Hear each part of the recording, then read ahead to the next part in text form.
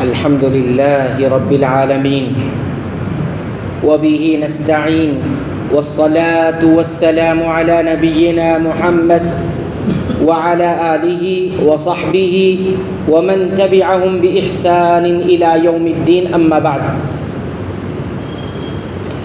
پچھلے درس میں صحیح بخاری کی روایت کی روشنی میں کچھ باتوں کا ذکر کیا گیا تھا اور کچھ باتیں باقی رہ گئی تھی، اس کو آج مکمل کیا جا رہا ہے۔ اس حدیث سے ہمیں چھٹی بات یہ معلوم ہوتی ہے کہ اس حدیث میں فرشتوں کے وجود کا ثبوت ہمیں ملتا ہے۔ اللہ کے نبی صلی اللہ علیہ وسلم نے کیا فرمایا کہ جب انسان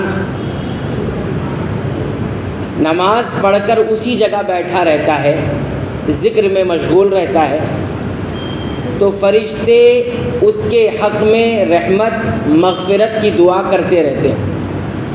تو جب نبی کریم صلی اللہ علیہ وسلم نے فرشتوں کی دعاؤں کا ذکر کیا، اس سے یہ معلوم ہوا کہ فرشتے اپنا وجود رکھتے ہیں، اور ایمان کے ارکان میں سے ایک رکن کیا ہے؟ فرشتوں پر ایمان لانا۔ اب جو انسان ایمان کے اس رکن پر ایمان رکھے گا تو اس کو یہاں بھی ایمان رکھنا ہوگا کہ فرشتے دعائیں کرتے ہیں، تو وہ جڑا ہوا ہے، ساری چیزیں اسی ایمان کے ارکان سے جڑی ہوئی ہیں۔ جو وہاں ایمان رکھے گا تو یہاں ایمان رکھے گا۔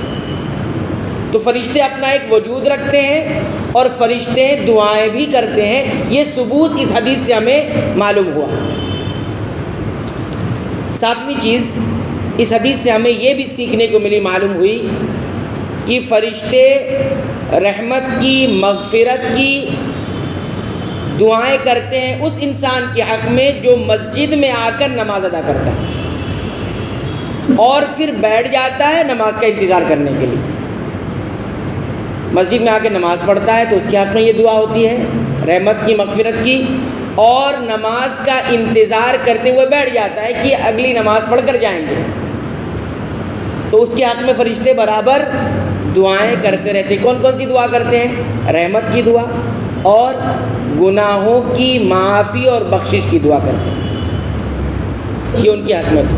اس حدیث کی شرح میں جو صحیح بخاری کی روایت ہے، شرح میں امام ابن بطال رحمہ اللہ کہتے ہیں کہ من کان کثیر الذنوب، جس انسان کے گناہ بہت زیادہ ہو گئے ہیں، وہ ارادہ، اور وہ چاہتا یہ ہے کہ ان یحطہ اللہ عنہ بغیر تعب، کہ اللہ تعالیٰ اس کی خطاؤں کو غلطیوں کو بغیر کسی مشقت کے معاف کر دے، یعنی وہ خود محنت کرنا نہیں چاہتا ہے اور مشقت اٹھانا نہیں چاہتا ہے، اور گناہ بھی بہت ہیں، اور چاہتا کیا ہے؟ گناہ معاف بھی ہو جائے۔ کون نہیں چاہتا ہے؟ ہر کوئی چاہتا ہے، لیکن محنت نہیں کرنا چاہتا۔ تو کہتے ہیں اگر وہ بغیر محنت کے مشقت کے وہ چاہتا ہے کہ اللہ اس کے گناہ کو معاف کر دے تو کیا کرے؟ فَلْيَغْتَنِمْ، لہٰذا وہ اس موقع سے فائدہ اٹھائے۔ کون سا موقع ہے؟ ملازمۃ مصلی، نماز پڑھے اور نماز پڑھنے کے بعد وہیں بیٹھا رہے۔ کیوں؟ نماز پڑھنے کے بعد وہیں بیٹھا رہے، ہوگا کیا؟ وہ زیادہ سے زیادہ فرشتوں کی دعائیں اور استغفار حاصل کر لے گا۔ یعنی وہ کچھ نہیں کر رہا ہے لیکن بیٹھا ہوا ہے، اللہ کی رحمت کی اور مغفرت کی امید لگائے بیٹھا ہوا ہے، اور فرشتے اس کے حق میں دعائیں کر رہے ہیں رحمت کی، اللہم اغفر، اللہم ارحمہ، اللہ اس پر رحم فرما، اور کیا؟ اللہم صلی علیہ، اللہ اس کی مغفرت فرما۔ تو جتنا دیر بیٹھے گا اتنا فرشتوں کی دعائیں اسے حاصل ہوں گی، مغفرت بھی حاصل ہوگی، فرشتوں کی مغفرت کی جو دعا ہے وہ، اور رحمت کی جو دعا ہے، تو بغیر محنت کے اسے یہ چیز ملے گی۔ آپ دیکھیے ہم اور آپ کا معاملہ ایسا ہو گیا ہے کہ ہمارے بہت سارے بھائی ایسے ہیں، یا کچھ بھائی ایسے ہیں، نماز پڑھتے ہی فوراً نکلنے لگتے ہیں، نماز پڑھتے ہی فوراً نکلنے لگ جاتے ہیں، کتنے خیر سے محروم ہو جاتے ہیں۔ فرشتوں کی دعائیں ان کو نہیں مل پاتی، فرشتوں کی جو دعائیں، مغفرت کی دعا، رحمت کی دعا، وہ اس سے محروم ہو جاتے ہیں۔ آپ دیکھیے مغفرت کی دعا فرشتے کر رہے ہیں، رحمت کی دعا کر رہے ہیں۔ انسان چاہتا ہے میری زندگی میں اللہ کی رحمت نازل ہو، لیکن وہ اس چیز کو اپناتا نہیں ہے تو رحمت نہیں ملتی اس کو۔ تو فرشتے بھی ایسے وکیلوں کے لیے دعا کرتے ہیں۔ تو یہ ابن بطال رحمہ اللہ نے یہ بات کہی ہے کہ اگر وہ ایسا کرے گا، اس موقع کو غنیمت سمجھے گا، تو اس کو یہ چیز حاصل ہو جائے گی۔ یہ تو 7ویں بات تھی۔ 8ویں بات یہ بات اس حدیث سے معلوم ہوتی ہے کہ نماز کو، صلاۃ کو اسلام کے دوسرے اعمال پر ایک فضیلت حاصل ہے، ایک خاص فضیلت حاصل ہے۔ کیا فضیلت حاصل ہے؟ وہ یہ حاصل ہے کہ دوسرے اعمال کے بارے میں یہ چیز نہیں آئی کہ فرشتے مغفرت کی دعا کرتے ہیں، ہے کچھ عمل ایسے، اس کا ذکر اپنے وقت پر آئے گا، لیکن نماز کے بارے میں ایک خاص فضیلت ہے کہ انسان اگر مسجد میں آ کر صلاۃ ادا کرتا ہے اور نماز کا انتظار کرتا ہے، نماز دوسری نماز کا انتظار کرتا ہے، تو اس عمل کو کیا فضیلت حاصل ہے کہ فرشتے نماز، مسجد میں نماز پڑھنے والے کے لیے رحمت کی مغفرت کی دعا کرتے ہیں، اور انتظار کرنے والے کے لیے بھی رحمت اور مغفرت کی دعا کرتے ہیں، ہے نا؟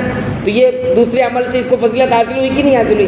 ہاں، یہ کس کو حاصل ہے؟ صلاۃ کو، نماز کو حاصل ہے۔ یعنی دوسرے عمل کے لیے آپ انتظار کر سکتے کہ میں ابھی یہ نیکی کروں گا، فرشتے دعا نہیں کریں گے، ہاں میں ابھی یہ نیکی کروں گا، انتظار کر رہا ہے، موقع لگے گا میں کروں گا نہیں، لیکن فرشتے اس کے لیے دعا نہیں کریں گے۔ لیکن نماز ایک ایسی عبادت ہے کہ جس کے انتظار میں اگر انسان بیٹھ جاتا ہے مسجد میں یا انتظار کرتا ہے تو فرشتے دعا کرتے ہیں۔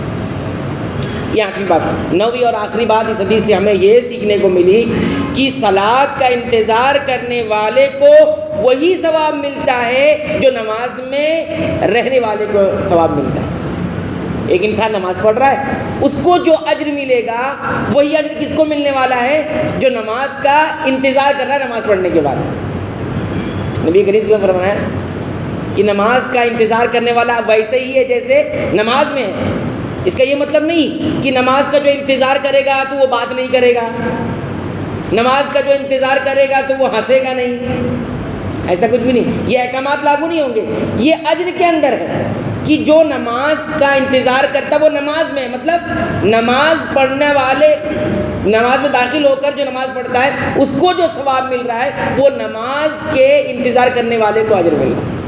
نہیں تو کوئی یہ کہے گا کہ اللہ کے رسول نے فرمایا جو نماز کا انتظار کرتا ہے تو وہ نماز میں ہوتا ہے، مطلب یعنی نماز کے انتظار میں اگر آپ ہیں تو بات نہیں کر سکتے، کھانا نہیں کھا سکتے، ہنس نہیں سکتے، بول نہیں سکتے، سلام نہیں کر سکتے، ایسا کچھ ہے نہیں، بلکہ وہ اجر کے اندر شریک ہو جاتا ہے۔